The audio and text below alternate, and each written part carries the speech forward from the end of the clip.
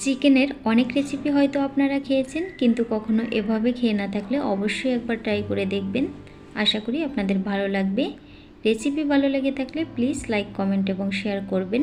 চ্যানেলটি সাবস্ক্রাইব করা না থাকলে সাবস্ক্রাইব করার অনুরোধ রইল। চলুন তাহলে চলে যাই মূল রেসিপিতে। 1 কেজি 200 গ্রাম চিকেন নিয়েছি।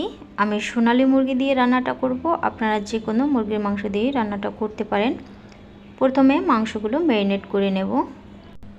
1 টেবিল চামচ আদা বাটা, 1 টেবিল চামচ রসুন বাটা, 1 টেবিল চামচ জিরে বাটা, 1 টেবিল চামচ ধনে বাটা, 2 চা চামচ শুকনো মরিচের গুঁড়া, আর স্বাদ মতো লবণ, 1/2 চা চামচ হলুদ গুঁড়া, আর দিয়ে দিলাম 1 কাপ পেঁয়াজ কুচি। এবার সব কিছু মিলিয়ে নিতে হবে। মশলা দিয়ে এভাবে মাংস ম্যারিনেট করে তারপর রান্না করলে কিন্তু সময়ও কম লাগে আর খেতেও বেশ ভালো লাগে। এবার দিয়ে দেব টমেটো বাটা। একটা বড় সাইজের টমেটো শিলপাটায় বেটে নিয়েছি। মাংসের সঙ্গে ভালো করে ম্যারিনেট করে নিতে হবে। সব কিছু দিয়ে ম্যারিনেট করা হয়ে গেলে আপনারা কিন্তু আধা ঘন্টার জন্য রেখে দিতে পারেন। আমি আর সেটা করব না, সরাসরি রান্না করতে চলে যাব। মাংস রান্না করার জন্য প্যান গরম করে নিয়ে তাতে 6 টেবিল চামচ সাদা তেল দিয়ে দিলাম। এরপরেতে ফোড়ন দিয়ে দিলাম 1/2 চামচ গোটা জিরে, 2টা তেজপাতা একটু চিড়ে দিয়েছি। এবার দিয়ে দেব কয়েকটা কাঁচামরিচ চেরা। চুলার আঁচ একদম লো করে দিয়ে ফোড়নটা একটু নেড়ে চেড়ে নেব। যখন কাঁচামরিচ থেকে খুব সুন্দর ফ্লেভার চলে আসবে তখন দিয়ে দেব ম্যারিনেট করা মাংস।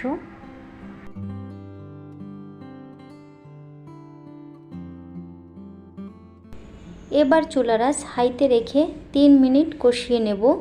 3 মিনিট পরে চুলার আঁচ মিডিয়াম টু লোতে দিয়ে আরও 8 থেকে 9 মিনিট কষিয়ে নেব।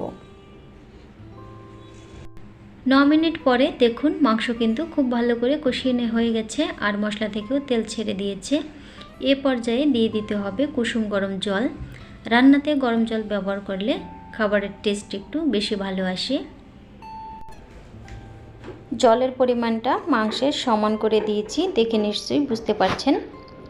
আর একটুখানি লবণ দিয়ে দেব।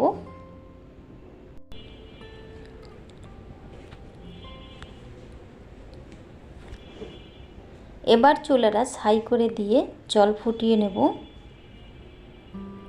জল ফুটতে শুরু করেছে, এবার ঢাকা দিয়ে দেব। চুলার আঁচ লো করে রেখে 15 মিনিট জাল করে নেব। আর মাঝে মধ্যে অবশ্যই একটু নেড়ে চেড়ে দিতে হবে যাতে নিচ থেকে লেগে না যায়। ফিরে এলাম 15 মিনিট পরে। সবশেষে দিয়ে দেব 1 চা চামচ গরম মশলা বাটা। মাংসের সঙ্গে খুব ভালো করে মিলিয়ে নেব। চিকেন ভুনা একদম রেডি। এটা আপনারা ভাত, রুটি, পরোটার সাথেও কিন্তু পরিবেশন করতে পারেন।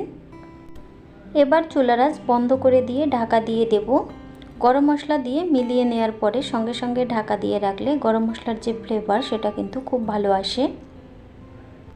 রেসিপিটা কেমন লাগলো কমেন্ট করে জানাতে ভুলবেন না। সবাই ভালো থাকবেন, সুস্থ থাকবেন।